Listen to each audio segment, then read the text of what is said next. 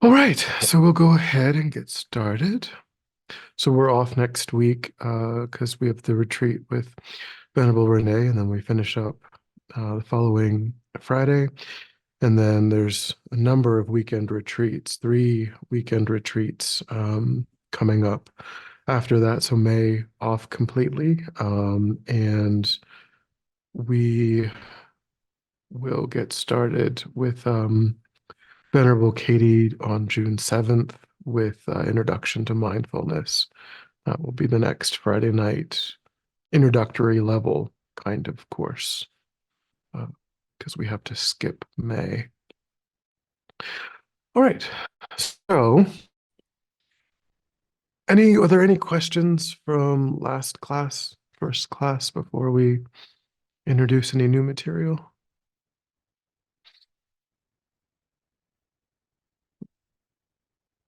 Okay. So toward the end of last class, we did the breathing meditation. And that is a way of understanding that particular uh, way of meditating is a way of introducing one of the two major skills that meditation taps into. Those two skills are concentration, and then you could say introspective awareness might be a way of talking about the other skill.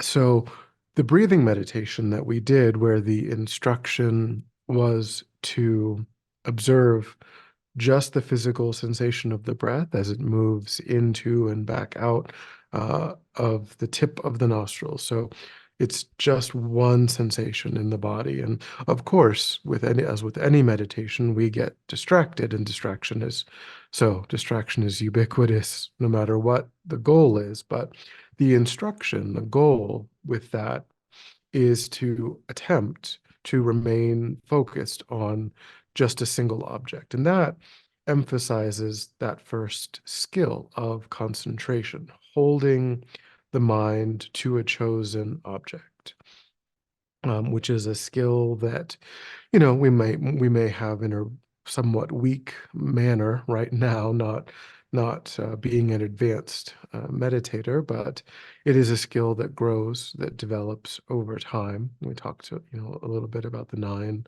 levels of calm abiding, and one way of measuring that is how concentrated the mind is, how long it takes before distraction will arise. And then, eventually the mind can remain single-pointedly focused on the chosen object for as long as the meditator might choose, once you reach fully qualified calm abiding. The other skill is you could either say introspective awareness or sometimes mindfulness. Um, it is the ability to notice what is arising in the mind, to kind of to watch or pay attention to the session of meditation itself. And we use this when in order to become aware that we have strayed off of the intended object, whatever it might be.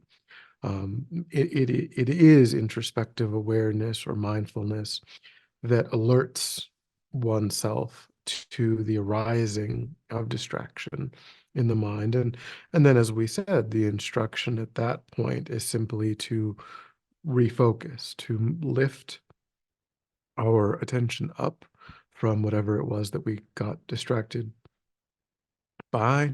into, and then just put our attention back on the intended object. And that the repetition of that process will um, strengthen both mindfulness and concentration uh, by dealing effectively as quickly as possible with distraction. We grow our mindfulness, we grow our introspective awareness, because we do want to catch it quickly. we try to, not, of course, again, in the beginning, that isn't really our experience, but eventually we catch it faster and faster and faster. In the very beginning, we get absorbed into distraction for minutes, on end, building elaborate stories and daydreams before remembering, the intended object and moving the mind back to the intended. Yep. I'm wondering, is that common for a meditator? So I've meditated maybe a couple years total, 1 year in my 20s, and then the last year of my life. And I, like in a guided meditation, I've noticed myself wander for up to 10 minutes at a time out of a 30 or 40 minute hmm meditation.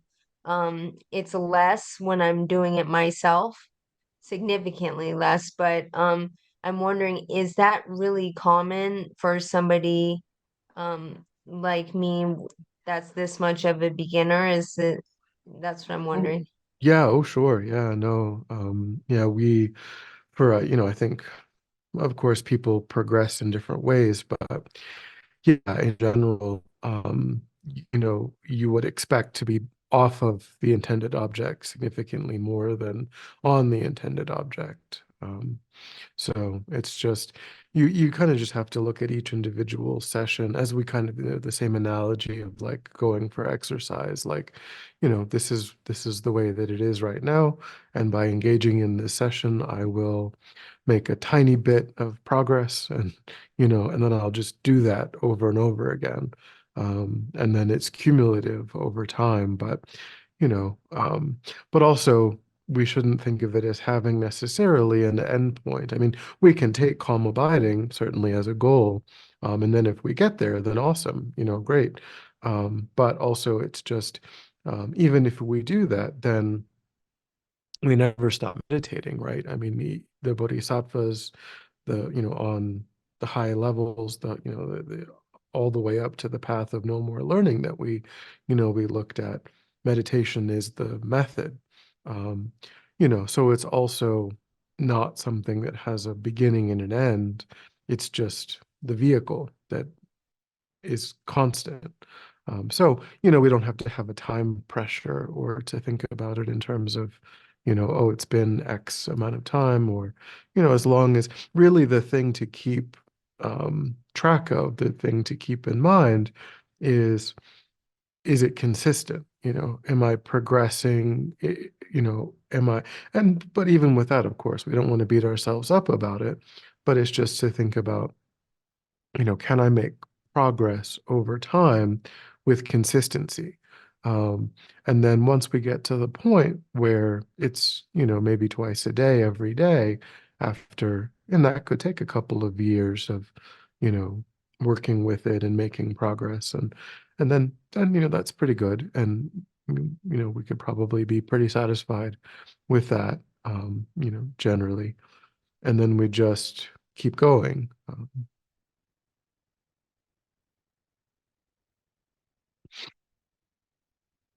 Okay. So, right. So these two skills, concentration and introspective awareness, if you did a slightly different meditation, where, for example, you were just watching the mind, you were just attending to what was arising in the mind, that would emphasize introspective awareness because you don't have a single intended object. You are noticing whatever is arising in the mind. And then, still you're trying not to get caught up. You're trying not to energize what is arising. You're just noticing it and letting it pass. But that particular kind of meditation, or instruction would be something that would emphasize the skill of introspective awareness, noticing the arising of this, and then noticing when something else arises. Some people might take the body in general as the object, and they might kind of scan through the body and think, oh, there's heat arising, there's cold arising, there's a pain arising. Um, and then, still, if you've taken the body as the object, then anything that's not arising in the body is a distraction. So it's still bounded in that way. And just like if you take the mind as the object, still you don't want to be like planning, you don't want to get involved in, yes, I need to do this thing. And so here are all of the steps involved, and I'm going to go do this, and then I'm going to call that person, and then I'm going to write that. You don't want to be following these elaborate chains of mental events, but you allow a mental event to arise and you notice it, and then you just kind of watch it, um, pass, and then see what comes next. But you don't guide it or get stuck into it, and actually sort of energize it with intention and direction. But those sorts of meditations don't have a single intended object like just the physical sensation of the breath. And so they would more directly also help with the skill of introspective awareness. Okay. So if we talk a little bit about kind of the theory of meditation from what we've learned, what we can say, putting together some of the different parts of what have been discussed, the mind, we all have a body, we all have a mind. They are separate phenomena. The body is a material phenomena. The mind is an energetic phenomena that's non-material. It's interrelated and interdependent with the body, but it still has its own unique continuity that is separate from the body. It existed prior to the coming together of this form, this body, and it will continue to exist, past the death of this body, this form. And so, um, the mind can be thought of um, as a series of mental events. We talked about how you have to have a consciousness, and then you have to have an object of consciousness, and then the that particular object engaging with its object of consciousness. So seeing something, thinking about something, tasting something, etc. That's what the mind is. It is engaging with objects through the five bodily sense consciousnesses and then the mental sense consciousness. So the mind is understood and described then as this series of mental moments, mental events. These, and they describe it, interestingly, kind of in the same way that we might think of a movie.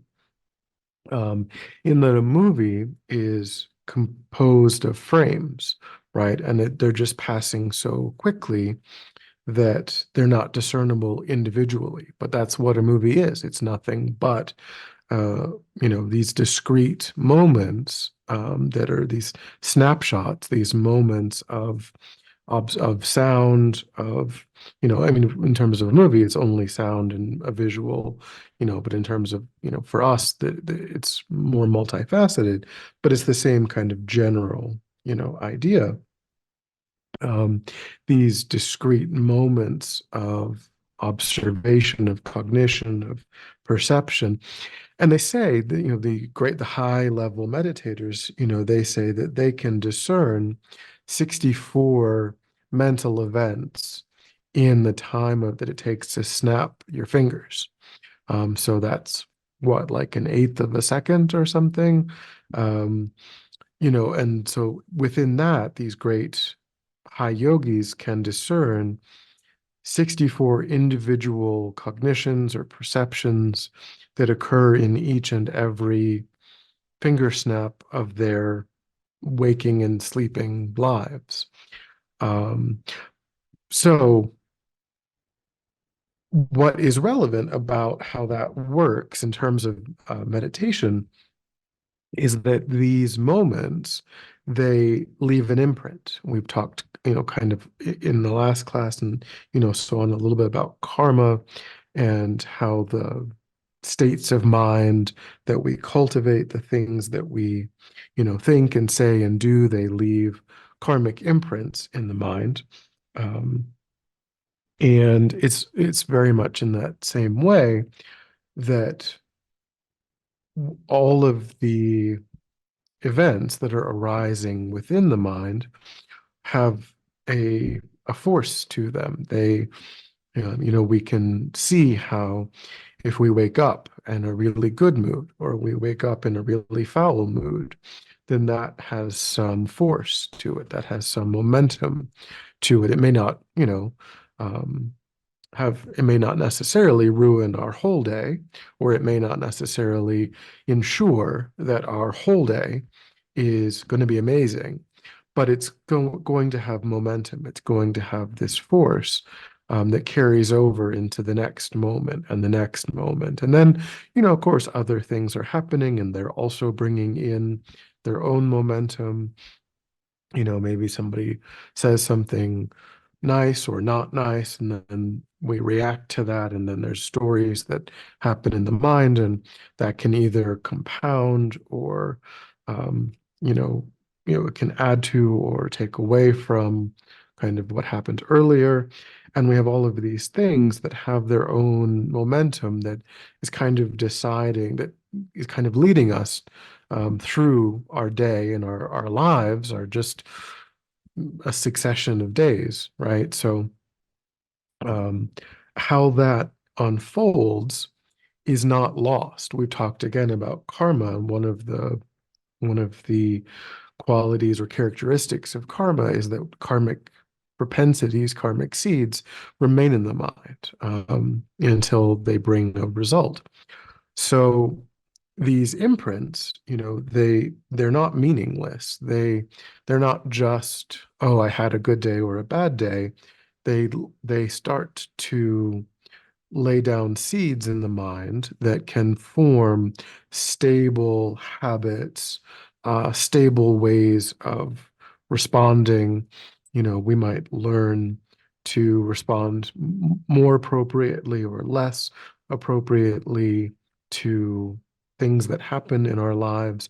We might learn to turn toward either our practice, ideally turn toward spirituality, or we might learn to turn toward, you know, alcohol or distraction or entertainment to cope with or to respond to, or we might learn to react with anger rather than patience, or patience rather than anger.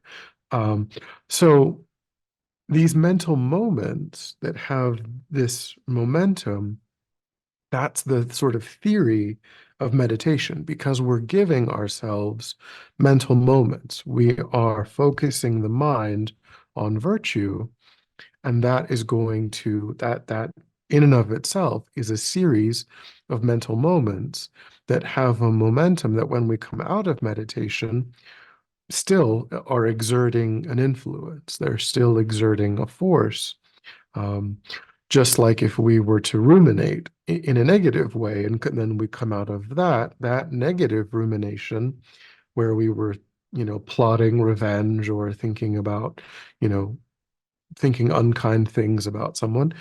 When we arise from that, that's going to color negatively, you know, our day, the rest of that day.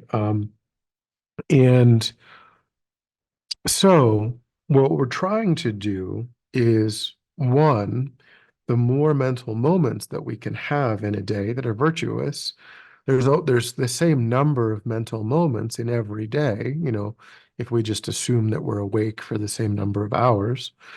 So the number of mental moments doesn't change, but how many of them are virtuous versus how many of them are non-virtuous. That is up to us. That is what we have some, a relatively high degree of control over, is the total number of virtuous mental moments. So if we have more and more of them, then we're orienting ourselves in a really good direction, and we're laying down these propensities, seeds, these habits that are going to, carry us in a really good, direction. over time. And that's, generally what we want. That's the theory of it, is that by engaging in that, um, we're crowding out. We are literally, not leaving space, not leaving room for the non-virtuous mental moments in the mind that we might otherwise be having. Yeah, so any thoughts or questions?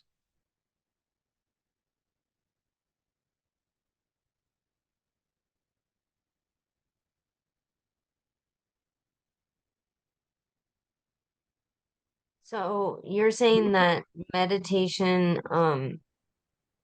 makes virtuous, even if you're doing breath meditation, is that making virtuous moments?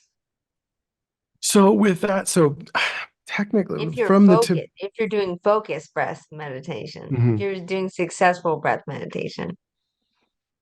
Yeah, what technically in one way of thinking about it, in terms of Tibetan Buddhism, they kind of don't look um at breathe. I mean, certainly the Buddha taught, there are sutras where the Buddha taught, using the breath as an object of concentration. But because the definition of meditation is to familiarize the mind with a virtuous object, it's sort of, in a way, from this perspective, thought more so as a preliminary to actual meditation. It Okay. certainly is a way to, because the reason why it's helpful is because, in theory, if you're doing 10 minutes on the breath, then you don't have to do anything to generate that object.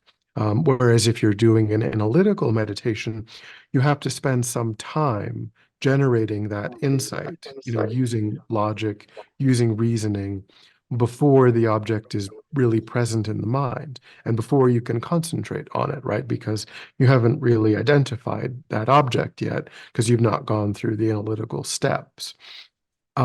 Which means that the amount of time in a 10-minute analytical meditation where it's possible, even in theory, to be single-pointedly focused is less, fewer minutes than the breath. Because the breath is there in the very first moment of your 10 minutes. So in theory, if you're doing a 10-minute meditation on the breath, you can be concentrated on the breath for 10 minutes. Um, Whereas if you're doing an analytical meditation, your mind is discursive, intentionally discursive in a good way, not in a distracted way, but still in an active way and not a truly single-pointedly focused way. So that's why the breath is incorporated into a more complete practice over the course of like a week or a month, because it gives you an opportunity to focus on the skill of concentration. Um, but the other thing that I would say is that if your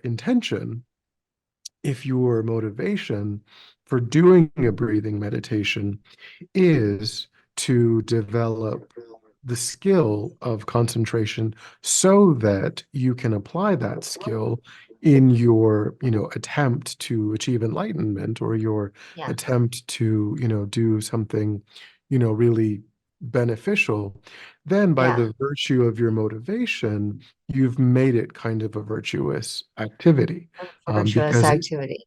it's fulfilling that goal. Um, Yeah. Is doing a deity meditation, is that a virtuous object, a deity? yeah, again, because in that sense, um, there's different, the yogas, there's different levels of, um, they're all kind of within the category of tantra. So there's action tantra, there's different levels of tantric practice. And they have different goals. They lead to different results. It's only the highest yoga tantras that have the inner technology within them directly to lead to enlightenment itself. And of course, that depends on really being a suitable vessel for that kind of practice, which takes many years of, Yeah. getting, training the mind and becoming really a suitable practitioner for that. The lower tantras generally have other, you know, more specific purposes. Um, other Yeah. than actually directly leading. Of course, they're kind of creating the supportive conditions for enlightenment, but not the direct, causal, support. But they're kind of they're involved in setting the stage. So again, it's either virtuous or non-virtuous, though, depending on why a person wants to do it. Are they Yeah. truly doing it because they understand that it's leading them to enlightenment and that is what they want? Or do they think that they're going to be able to get some sort of power or control, or that it's going to be helpful in some sort of worldly way? If that's their motivation for practicing that then it's very non-virtuous, for them to be doing that. Yeah. Okay. That sounds exciting, what you were saying about the highest yoga tantra being, and if you're a proper vessel, then Mhm. it'll work. That just sounds really exciting. Yeah, yeah. I mean, it's definitely uplifting, and to know that the technology, the inner technology, actually is understood, and actually it's like a living tradition in the world today. Still, Yeah. even after 2,600 years, it hasn't been lost. It's a living, breathing transmission that's still active in our world, Yeah. is really very, yeah, very positive. Yeah. Any other thoughts or questions?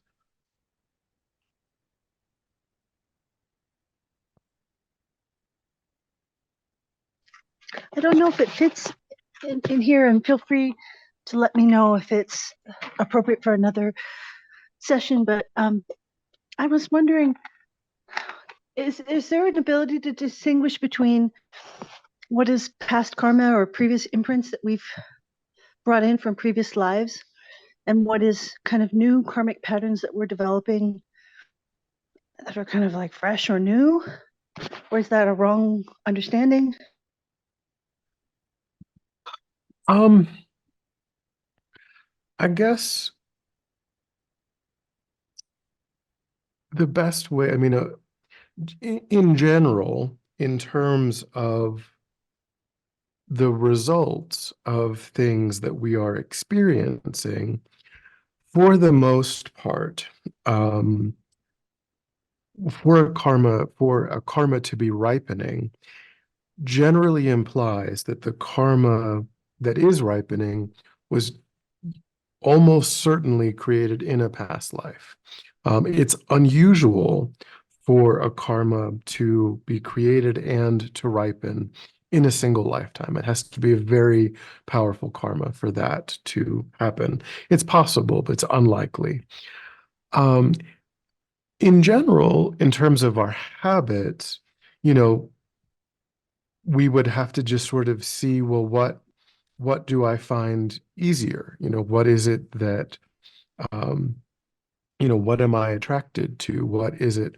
And I mean, of course, the fact that we are hearing teachings about Buddhism, the fact that we're interested about, teachings, and there's billions and billions and billions of people on the earth who aren't having that experience at all. So that's certainly from past practice. That's certainly, coming back to something that on a subtle level that we are connected to, um, which is certainly very positive. Um, but yeah, I mean, we can just sort of look at, well, on a practical level, the question is sort of, what do I individually struggle with, and then tackling that, because it's not the same for all people. Some people struggle with, impatience, or they struggle with anger. Other people are, not at all like that. They're very patient, they're very bubble, but maybe they have a lot of distraction, or they find it hard to focus, or they find it hard to, buckle down and like study, or um, so it's really kind of about observing for oneself, what is it? Is it attachment, to sensual, pleasure of the senses, sensual pleasure? Is it attachment to reputation, um, that I care about the most? Is it power? Is it wealth? Do I struggle with, am I quick to anger? Do I struggle with procrastination? Uh, and then just being like, okay, I've learned that about myself. And so, you know, that's what I need to address. Because I mean, all of us have all of those things to one degree. No one is like, completely free of all impulses toward anger, and, but they're a perfect, student and so on. We all have varying degrees, but like, what is it that is getting me in the most trouble, like right now? That's what I should start tackling, is, if there's a danger, if I'm so quick to anger that, it's really affecting my relationships, then I need to spend more time on that right now, because that's what is actively creating negative karma for me, more so than the fact that, I don't meditate every day.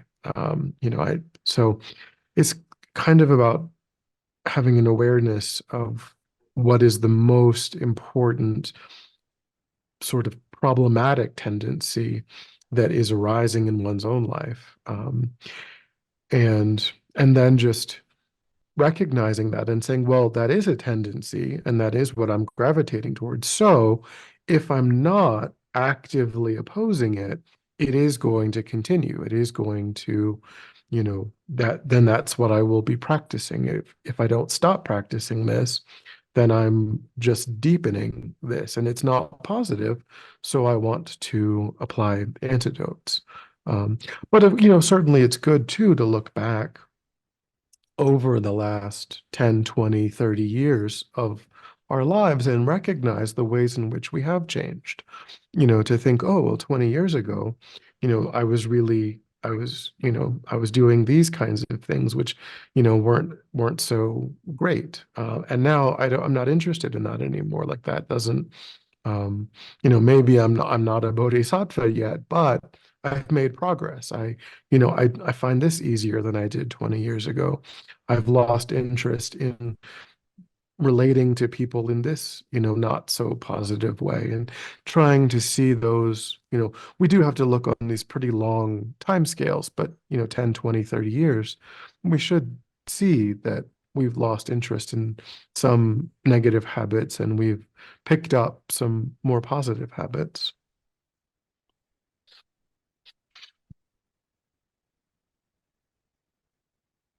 Thank you, Venerable. That was very helpful. Any other questions?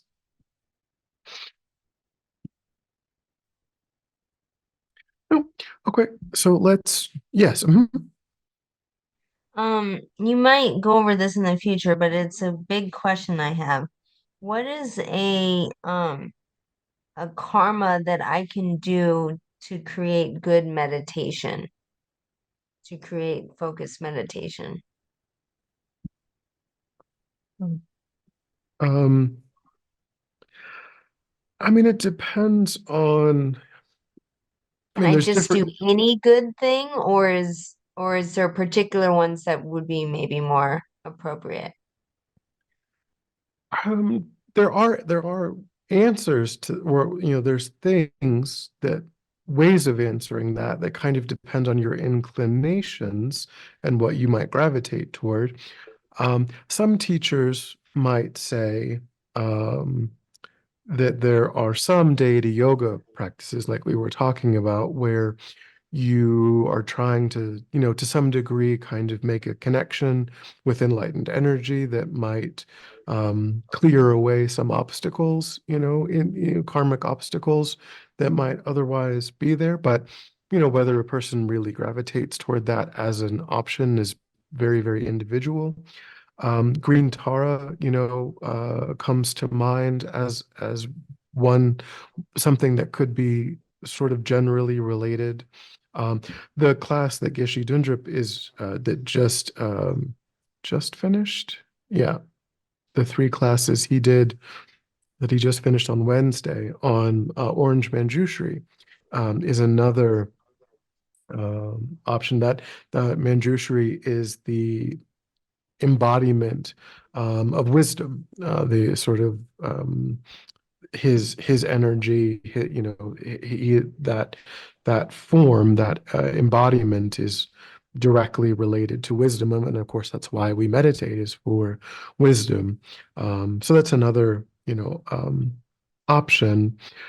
And then there's like meritorious activities, merit making activities that a person could engage in. Those could be things, and again, it's very individual. There isn't, a right or wrong um, thing, but that's could be something like water bowl practice, offering water bowls, um, doing mandala practice. We've offered some classes on mandala practice. Geshe Sopa, when he was here, did some classes on mandala practice, and the class on Sundays, the last that Geshe Dondrub is going to be doing, is also on mandala practice. And then purification, also, again, but these are all just things that a person be like, well, no, I have no interest in that, or I don't resonate with that. And if you don't resonate with it, then I wouldn't force it. If people should, grab, do what makes sense for them, and then if something makes sense for them later, then later, you pick that up. But purification practice, I think, too, can clear away obstacles that might be hindering, because we'll talk about, we'll talk about the ways in which our negative habit patterns are obstacles to calm, focused attention. So the more that we reduce those tendencies, the easier calm, focused attention naturally will be. That was very helpful. I have one little question about that. So, associating with a deity could be helpful, not only green Tara and orange manjushri, but other ones as well. But those were the ones that just came to mind. Am I correct? Yeah, we do Shakyamuni, Buddha meditation, Okay. in the morning. We do that kind of regularly. Also, that's quite good. Um, but Okay, that one. but yeah, I mean, Okay, this as I said, the lower tantra practices, as I said, like they tend to be focused on individual qualities of enlightened energy. And so Tara kind of represents overcoming obstacles, and Manjushri represents wisdom. So, wisdom. um, Yeah. Thank you very much. I really found that helpful. anything else? Okay, so let's do a little exercise, a little meditation exercise. This is a meditation. It's a little bit more active because you're kind of moving your hand a bit, but it is a meditation. It's a meditation it's a meditation in the sense that there is a visualization, and we're meant to be focused. We're not meant to be going off on other things. It's it's also something that, and this is something that Geshe Dondrub has done a lot of. It's often done just like a normal, it's a variation of a breathing meditation, really. And so its role is very similar in that it's often used at the very beginning of a session that is going to be an analytical meditation, um, but it's helpful in clearing out kind of stale energies. So this could actually be another way of answering your question, or something that you might find is helpful, in that when we can kind of clear out these stale energies, we might find that our following session is more productive than it might otherwise be. Um, Probably is going to take time and familiarity with the practice to see a result like that. But that's true of any meditation. It takes time and repetition to see any result. Okay. So as I say, so this is actually also coming from the Vajrayana tradition, the tantric tradition, where the visualization that we're going to do is of what they call the three channels. And these are not physical structures in the body, but they're related to the subtle energy system of the body and mind. Um, the subtle, the subtle energies that are flowing through the body that the mind is riding on, that the mind is being energized by. And it's so ultimately, this is something that becomes very important in the Vajrayana tradition, but this is a meditation that it's appropriate. It's you don't have to have, because there are ways, even with the lower tantric deity yoga practices, if a person doesn't have the empowerment of that particular uh, deity, and deity, I think I've mentioned maybe in Buddhism in a nutshell, um, deity isn't my favorite word because it sounds very Christian. It's it just means enlightened being for whom we have a meditational practice for, a meditational deity. But again, I don't like the word deity just means enlightened being. It doesn't mean something weird. It doesn't mean, it's not like there are gods that were, it's a weird word, but we're kind of stuck with it. So just someone decided that they were going to translate the word yidam as the word deity, and um, so here we are. But yeah, so it becomes even with the lower tantras, if you don't have the empowerment of that, of Green Tara, of Manjushri, of Chenrezig, or, whatever, there's a limitation when you're engaging in the practice that you can't engage in self-generation. You can't visualize yourself as the enlightened being. You can't arise as the deity. The exception to that seems to be that Shakyamuni Buddha meditation. For that, because there aren't really higher tantric practices, for that you actually can visualize yourself that way at the end. But for Tara, the other ones, you have to only visualize Tara at the crown of your head, or Manjushri, or Avalokiteshvara, what have you. But for this practice, it is, you can, visualize yourself that way as, um, oh, I'm sorry. For this practice, for the practice that we're going to do, there isn't a visualization of an enlightened being. This is just the visualization of the energy channels in the body. Okay. Venerable, quick question. Yep. Sorry to interrupt this, but this has been coming up regularly in the meditations with Venerable Katie. What is the difference between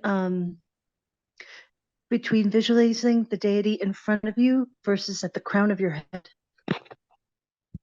I think Michael asked Geshe Dondrub that question, and because he had the same experience and the same question, and Geshe Dondrub's answer, I can't give a different or better answer than what I heard him say, so all I can do is repeat his answer, is that there are times when in a practice are times when you might be relating to that form in a different way.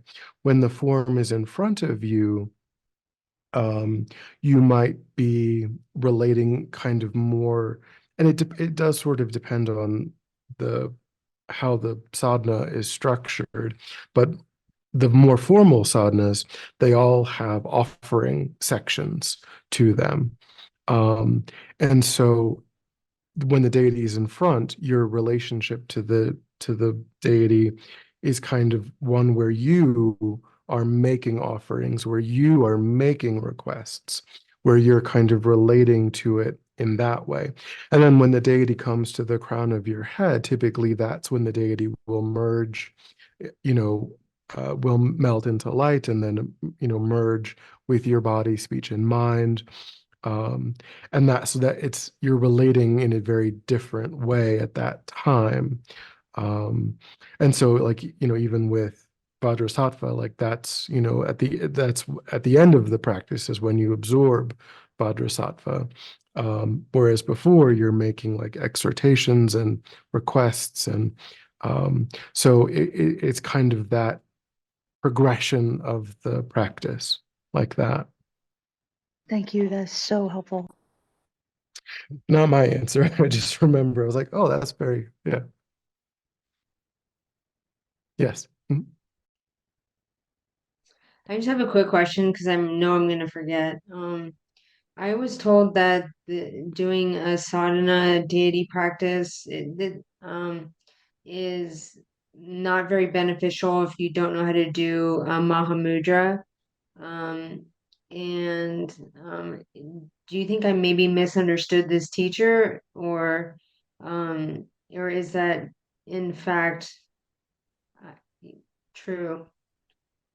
Um, I mean, I know in terms of like highest yoga tantra, um, I I don't know about Mahamudra specifically, because Mahamudra, I mean, there is a Gulug presentation of Mahamudra, but Mahamudra is also more, I mean, generally speaking, it's often more identified with other Tibetan schools, although there is as I say, there is a tradition of the Gulug Mahamudra, so that's certainly true.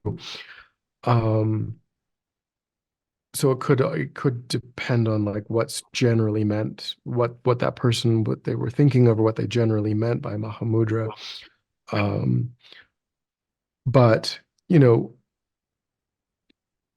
it is, I think, to some degree, true that the lamas and so on, when they're giving these initiations, they're thinking of it kind of like, well, most in general, the people who are doing that, they're kind of creating positive imprints, in their mind. They're not really, actually, truly, for most of us, most of the time, um, we don't we haven't really developed a strong enough insight into emptiness. We haven't really developed strong enough bodhicitta um, for the practice to really Be on bring fire. about the same level of result as other. So um, I think for most people, it's kind of like creating virtuous seeds for future practice, which is definitely very useful. Okay. Um, but it's not quite the same, as a person whose mind is more ripe. Um, Okay. So I don't have to need to know Mahamudra to do a Chenrezig practice. no. Okay. Okay. Thank you. Because and that kept coming up in my brain. So Okay.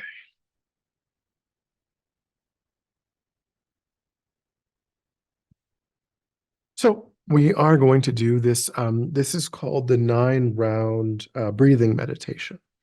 And so if you want to maybe kind of just get comfortable, get a little bit stable in your body posture.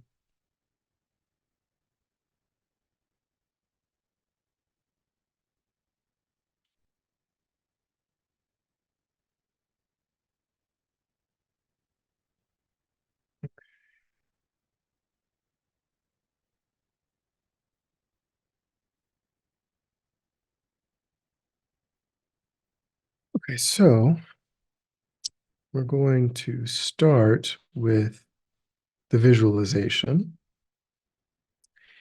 And as I mentioned, it's the visualization of these three channels, these three energy channels in the body. So we begin with the visualization of the what's called the central channel. And we think of these channels as thin, flexible, luminous tubes of light that are inside the body. And the central channel begins inside the body, between the eyebrows, you could say in the third eye. Um, so just behind, you could say, the skull in the head, between the eyebrows, is the opening of this thin, flexible, luminous tube of energy or tube of light. They say you should visualize it about the size of your pinky finger. And the opening of that is in that location. From that initial opening, you visualize that this tube kind of arcs up to the top of the back of the head, kind of like the handle of an umbrella. So kind of goes up and back. And then from there, it goes straight down in front of the spine and terminates at a point about 4 finger widths below the navel. So inside the body, directly in front of the spine, you just visualize that this thin, flexible, luminous tube terminates at that point 4 finger widths below the level of the navel in the body. So it kind of hooks up and then is straight and then terminates in that spot. And that's the central channel. We then have the left and the right channels. And the right channel, its opening is directly inside the right nostril. And it just follows a path to the right side of the central channel. And it also terminates, it curves inward. It sort of curves to the left and hooks into the central channel at this point 4 finger widths below the navel, where all three of these channels terminate. And then the left channel is also just beginning in the left nostril. The right channel is in the right nostril, and again, then they run parallel to the central channel, and they're hooking in on both directions at that point at the bottom. The left and the right are feeding into the central channel. These three thin, flexible, luminous tubes of energy.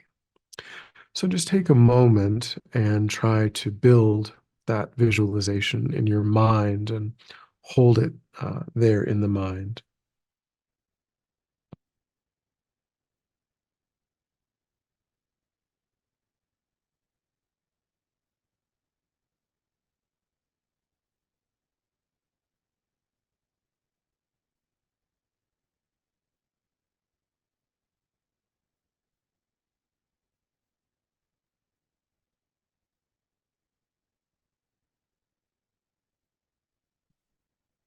Yep.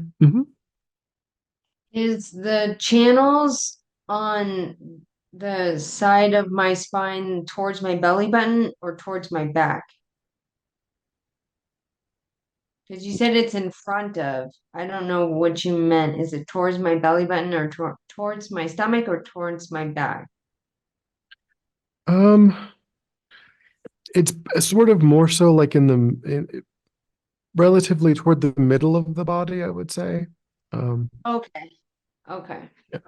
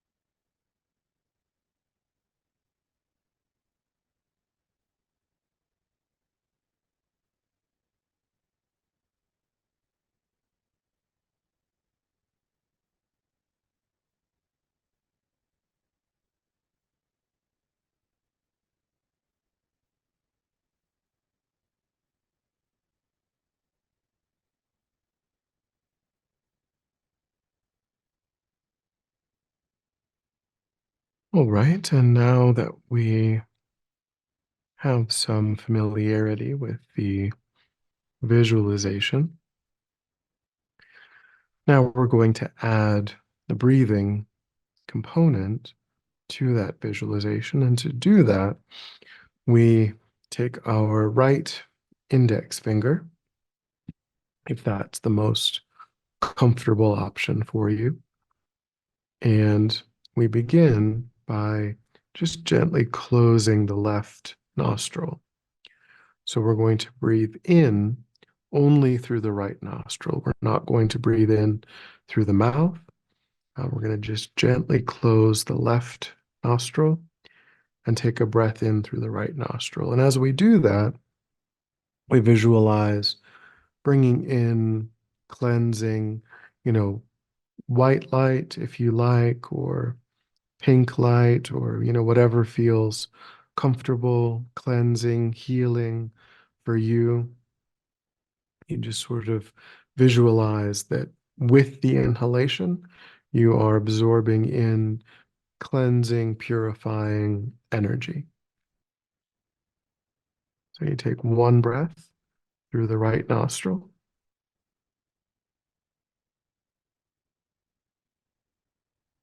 And then at the top of the breath, you close the right nostril and you exhale through the left nostril.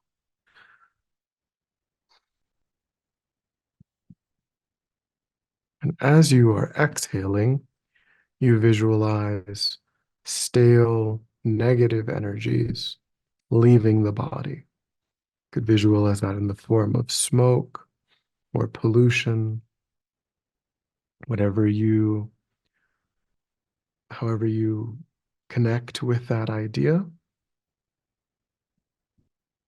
And then as soon as you finish the exhalation, you just repeat that process. Again, closing the left nostril and breathing once more through the right nostril. And then closing the right nostril and exhaling. So do that slowly 3 times on your own. In through the right and out through the left.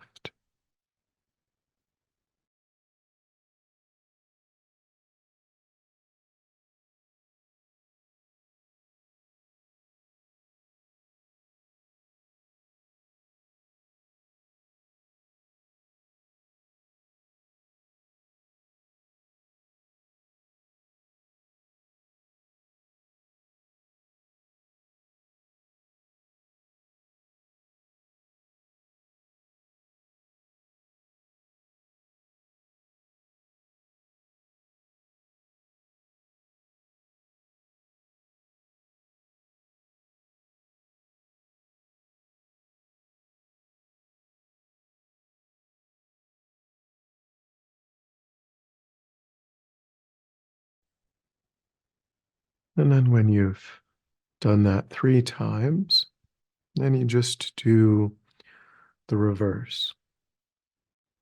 So now you close the right nostril and you breathe in through the left nostril.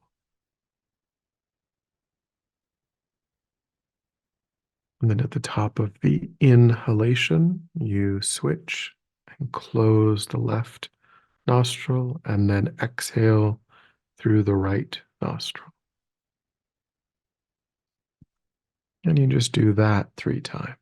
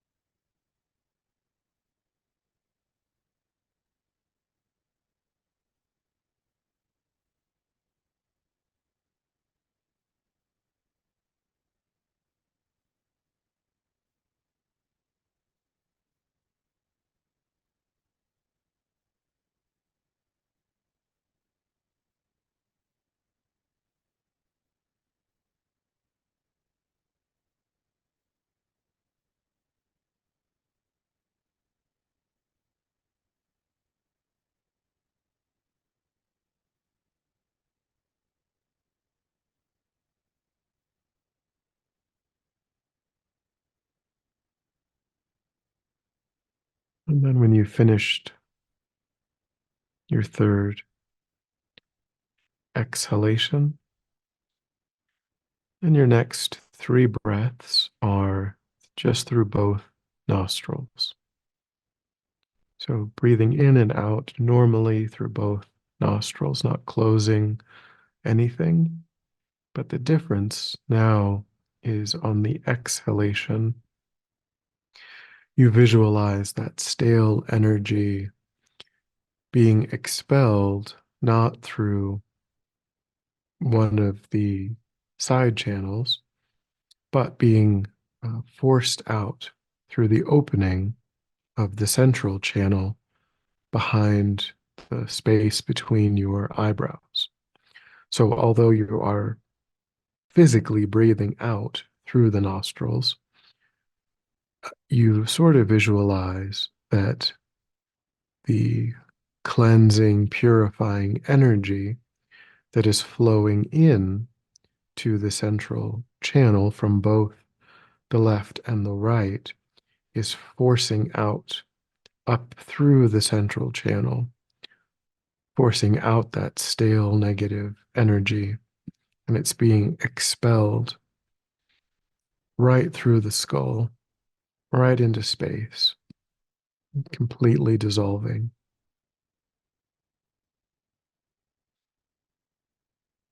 So then you do that 3 times.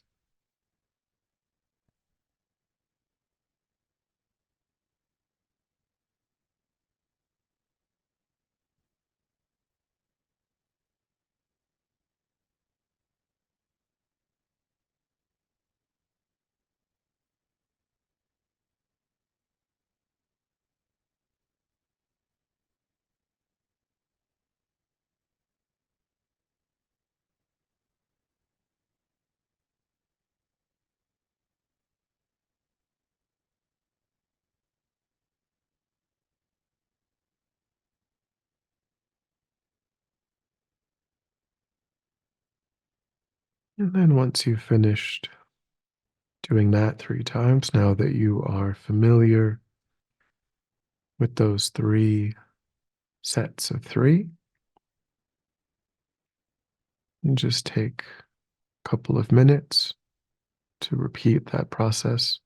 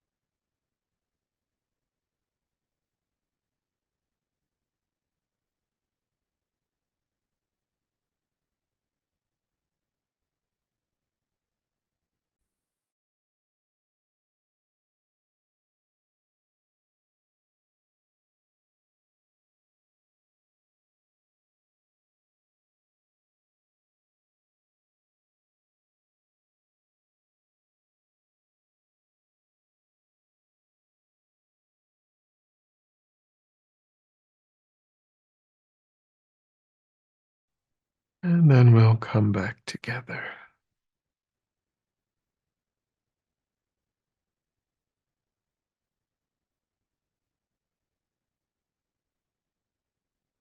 All right. So that's why it's called 9-round breathing, because you've got those three, you're doing 3 breaths in each of those 3 ways: in through the right, out through the left, in through the left, out through the right, and then both nostrils together. Um, so 3, 3, and 3 is 9, and it's called 9-round breathing. So yeah, as I said, it's often done at the very start of a meditation session instead of, or uh, maybe sometimes you might start just with concentrating on the physical sensation at the tip of the nostril. Other times you might do this. So it's a sort of a variation on breathing meditation. I find that I have to breathe quite slowly because I find that I can kind of get a little bit lightheaded if I kind of breathe too quickly with this one. But but yeah, it has a very calming effect. Um, any questions about it or?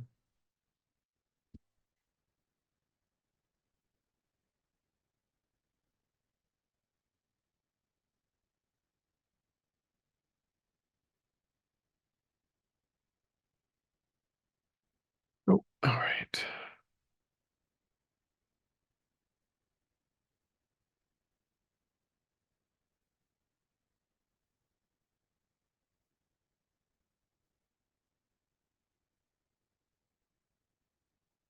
All right, so the last thing that we'll talk a little bit about tonight is the different kinds of meditation, which is something that we've touched on already in various ways. But broadly speaking, there is kind of a subtle distinction that we will introduce within analytical meditation, which I think is helpful. But so we've talked about that generally or broadly that there's 2 types of meditation there, or meditational objects. There are objects like the physical sensation of the breath, or like taking the body as the object, physical sensations arising in the body, that the object is just present with us whenever we are interested in attending to it. We don't generate the object, and those are non-analytical objects. And they, as we said, that they are useful because they give us an opportunity to practice concentration right from the very beginning, because we know that the object is this one physical sensation. If something that is other than that one physical sensation is present in my mind, then by definition, I know I am distracted, and my job is to stop attending to whatever else that is and to just come back to that one physical sensation in that one specific location in my body. Um, and that's very, as a tool that can help us to make progress in our ability to concentrate more rapidly than would be the case if we never did anything like that. If we excluded non-analytical objects completely, we might not make progress as quickly in develop. We still would make progress because distractions going to arise in analytical meditation as well. But our progress is going to be a bit quicker if we are also including non-analytical objects. Analytical objects are essentially lam rim topics. And we talked in Buddhism in a nutshell, we talked about all of those topics, from how to properly relate to the spiritual guide, to perfect human rebirth, to death and impermanence, to karma, all of these different topics that we are familiarizing our mind with. And so these meditations have two different phases to them. There's a phase in that and it could have three phases. If you start out with a couple of minutes of focusing on the breath, then you've included in that session, you've included a non-analytical object. If you then switch to the analytical object, that is going to have two phases. The first is where you have to try to generate whatever insight you are trying to have about that topic. So if it's perfect human rebirth, we've talked about how there are 18 qualities of a perfect human rebirth, the freedoms and the endowments.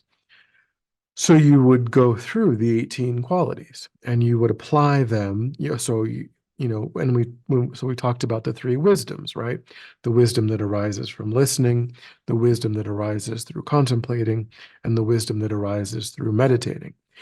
If you haven't done any of the first two, you probably can't really be successful in meditating because you don't know what the 18 qualities are. You don't know what the Buddha means when he says, that a Buddha has come and taught. What is a Buddha? What do Buddhists teach? You know, you don't know, what it means to be free of wrong views and not to have committed the actions of immediate retribution. I mean, these are a lot of technical terms that are all part of what does it actually mean to have a perfect human rebirth. So that's the wisdom that arises through listening or through study. And then in meditation, we are going through in a discursive, meaning, moving from the first freedom to the second freedom to the third freedom, and then moving on when we get to the endowments, then moving on to this endowment, that endowment, until we've covered, potentially all 18 in the single session. Some people maybe would do the 8 freedoms and then they take a little bit of a break and then they would do the 10 endowments, so 18 can be kind of a long session. So maybe you break it up, but probably it's good to at least do both in the same day so that you get a sense of how they're connected. But that's sort of an aside. But you are going through, okay, this is what I know about this freedom. This is what I know about this endowment.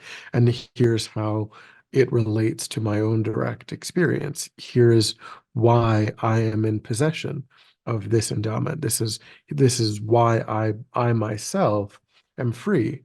I have this freedom from this negative state that I could be experiencing, but I'm not, and this is why I'm not.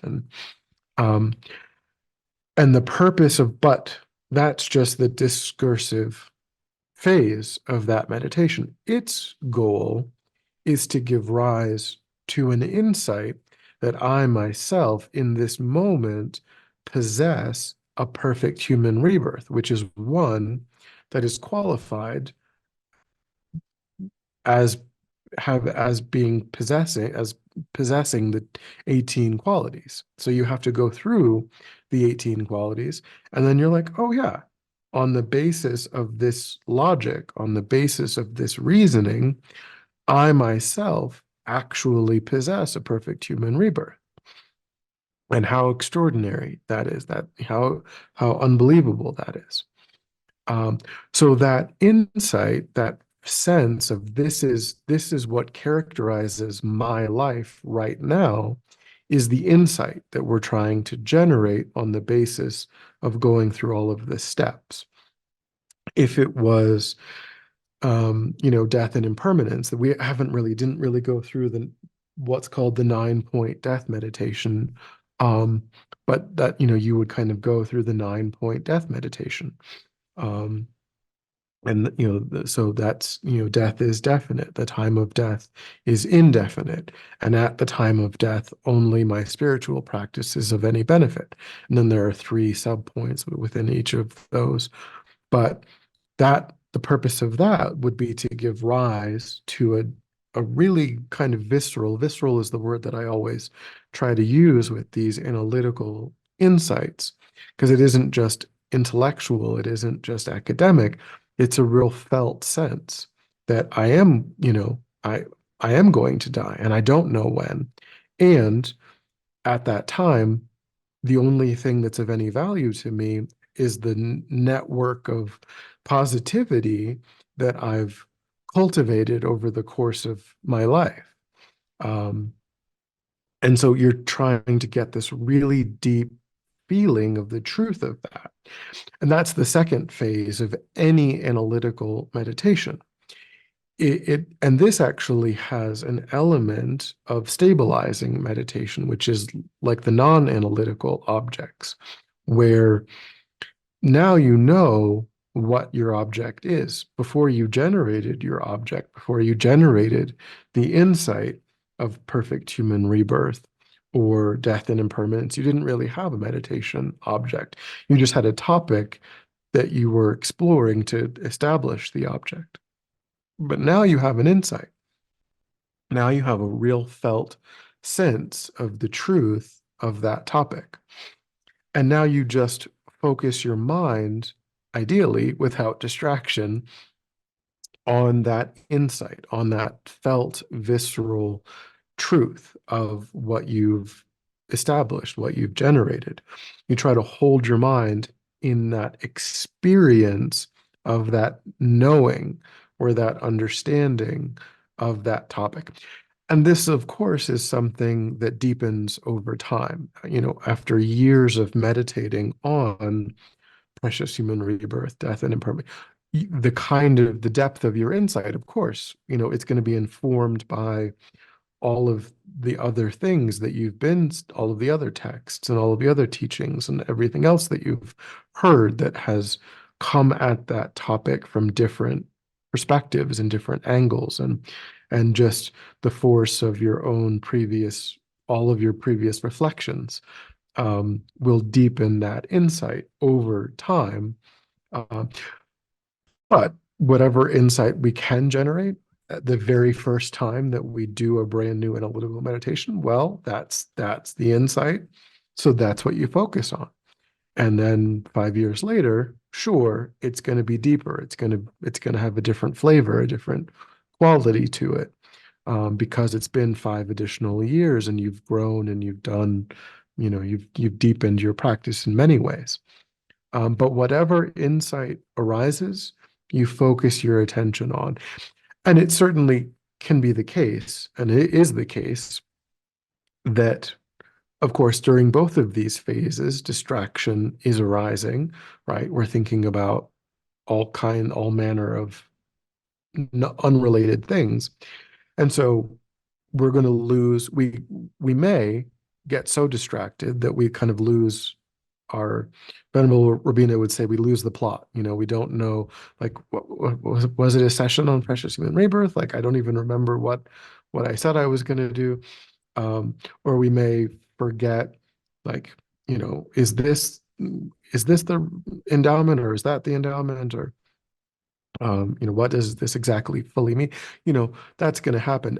And so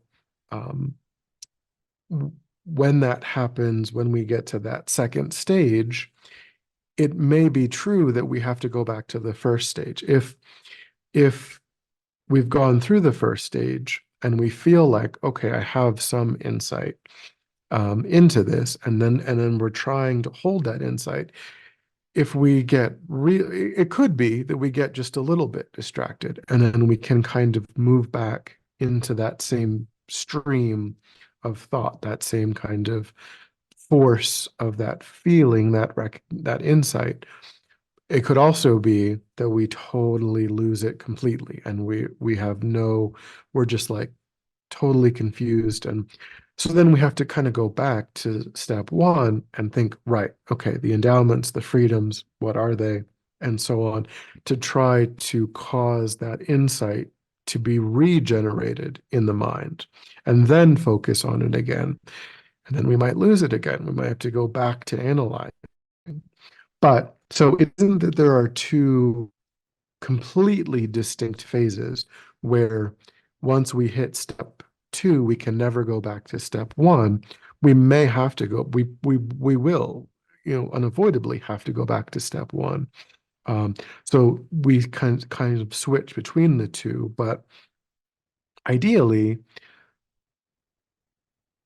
well, whenever we can generate an insight, we then hold our mind to it as best we can for as long as we can.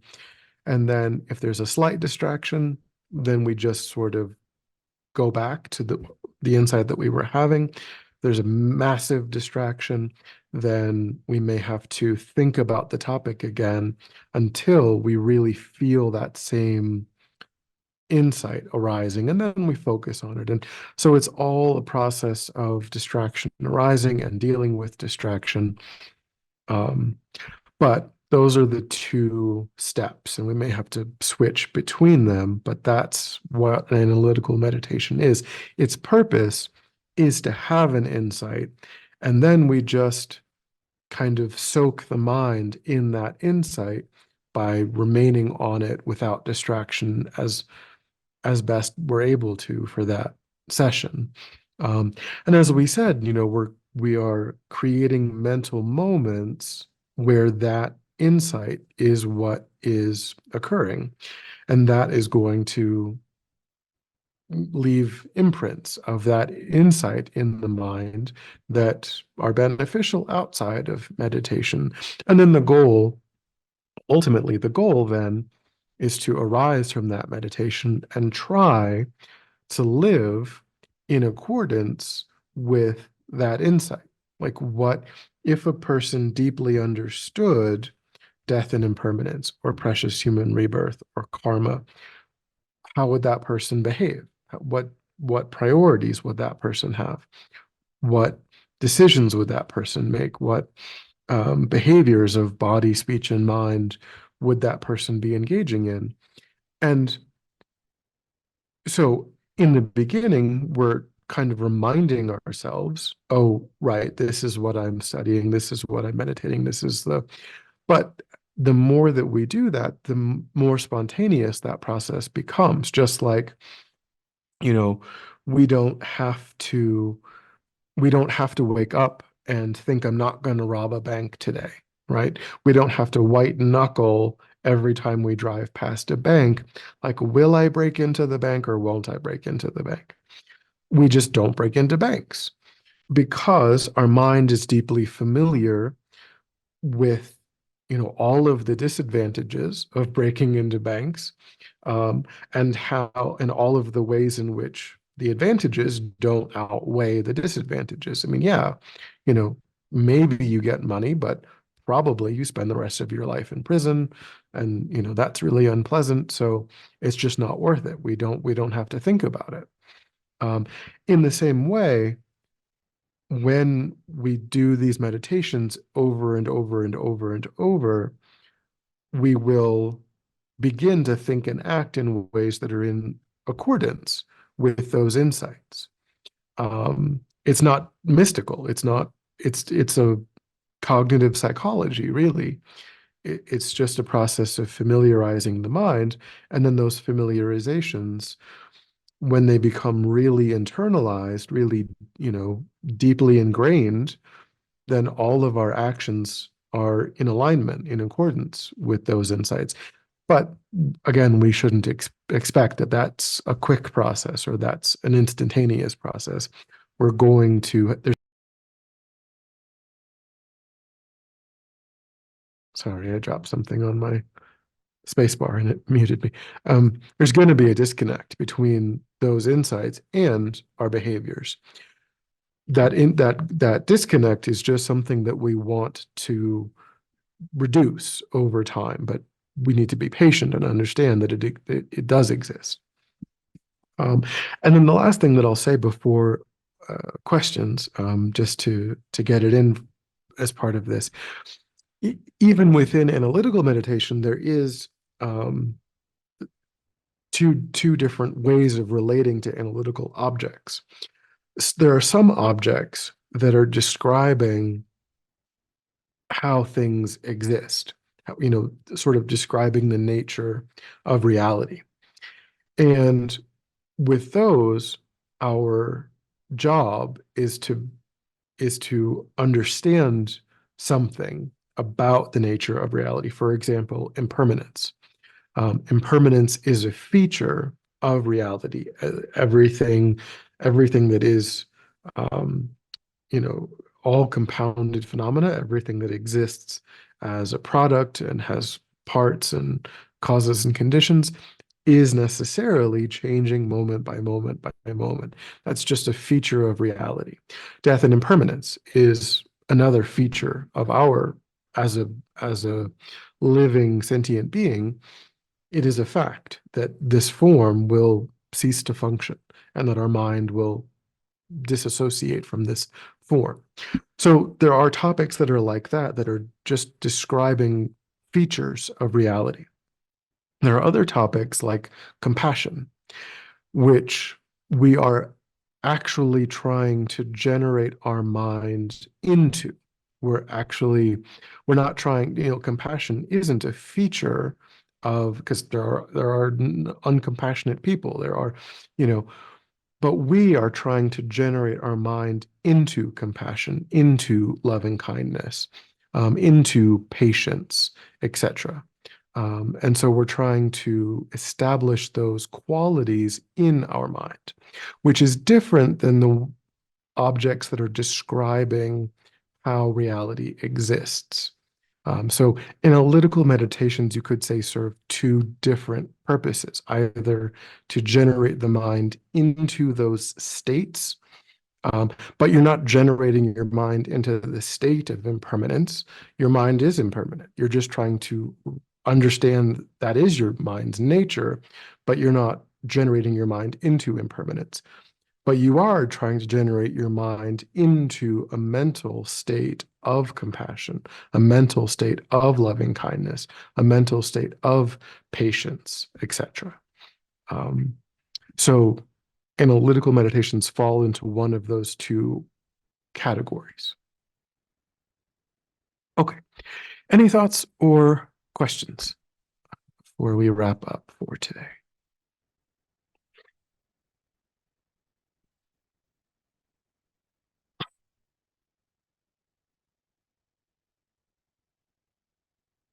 Nope.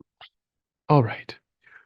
So we're off next week. It is the retreat with Venerable Renee. You're welcome to drop in as much of that as you're interested. There's registration is open until Thursday. Yes, did you have a question? What is the retreat on? It's on how to generate realizations of the Lam Rim. So it's a very salient topic.